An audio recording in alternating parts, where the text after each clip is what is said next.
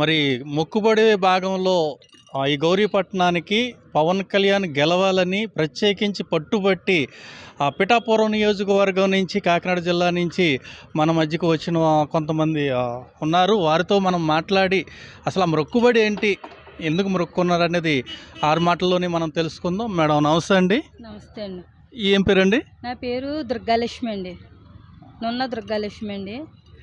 పవన్ కళ్యాణ్ పోటీ చేశాడు కదండి. పవన్ కళ్యాణ్ నెగ్గాలనండి నేను అనుకున్నానండి. దేవుడు అనుకునే దానికన్నా ఊహించే దానికన్నా 21కి 21 కూడా వచ్చినాయండి. 2 ఎంపీలు కూడా వచ్చినాయండి. నాకు చాలా హ్యాపీగా సంతోషంగా అనిపించిందండి.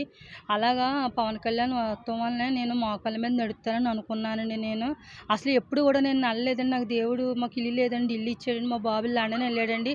అయినా సరే నేను మొక్కుకొని నడలేదండి. నేను పవన్ కళ్యాణ్ కోసమని నేను ఎలాగన్నా సరే నేను మెట్లు ఎక్కాలని నేను అనుకున్నానండి. దేవుడు నా కోరిక నా ఆశ తీర్చాడండి భగవంతుడు. చాలా సంతోషం కనపడుతున్నారు. పవన్ కళ్యాణ్ గారి మీద అంత అభిమానం ఏంటండి? రాజకీయం మీద ఇరత పుట్టి మీరు ఎంత మొక్కుబడి మొక్కుకున్నారా, లేకపోతే పవన్ కళ్యాణ్ గారి మీద అభిమానంతో మొక్కుకున్నారా? పవన్ కళ్యాణ్ మీద ప్రేమతో అండి. పవన్ కళ్యాణ్ అంటేనండి, పవన్ కళ్యాణ్లోనే ఒక పవర్ ఉన్నదండి. అది ఏంటంటే అండి, పవన్ కళ్యాణ్ అందగాడండి. ఒక సినిమా హీరో అండి.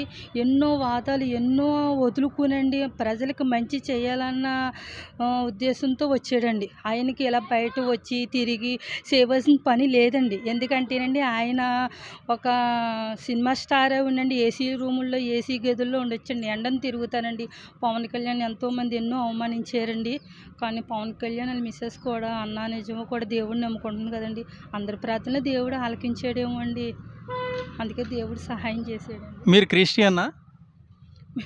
మా కుటుంబంలో మేమే యేసుప్రభుని నమ్ముకున్నామండి. ఎవరు నమ్ముకోలేదండి. ఆయన నన్ను అందరూ బాగానే చూస్తారండి. పవన్ కళ్యాణ్ గారికి 10 సంవత్సరాల తర్వాత గెలుపు వచ్చింది. ఈ గెలుపుని మీరు ఎలా ఆనందిస్తున్నారు?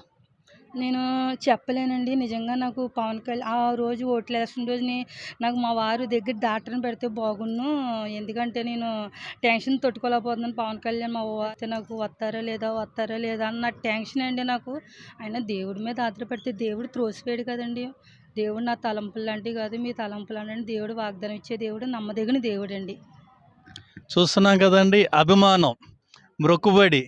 ఈ మొక్కుబడి ఇక్కడికి రావటం, పవన్ కళ్యాణ్ గారు గెలవటం, అభిమానులను చూపించే ఈ మొక్కుబడులు తీర్చుకోవటం మనం చూస్తున్నాము.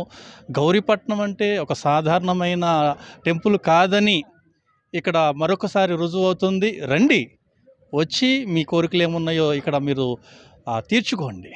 Watch to clues TV.